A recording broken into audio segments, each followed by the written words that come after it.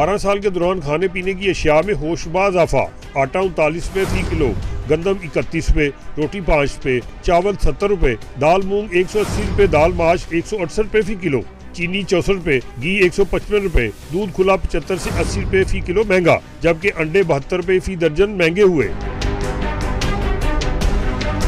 PTI की 2 साल कारकर्दगी देखी जाए तो इनके दौर में आटे के 20 किलो थैले में 250 से 300 रुपए, रोटी 2 रुपए, चावल 25 रुपए, दाल माश और मूंग 110 रुपए, चीनी 32 रुपए, घी डालडा 65 रुपए, गोश्त बड़ा 250, छोटा 300 रुपए फी किलो महंगा, जबकि अंडे 30 रुपए फी दर्जन तक महंगे हो चुके हैं।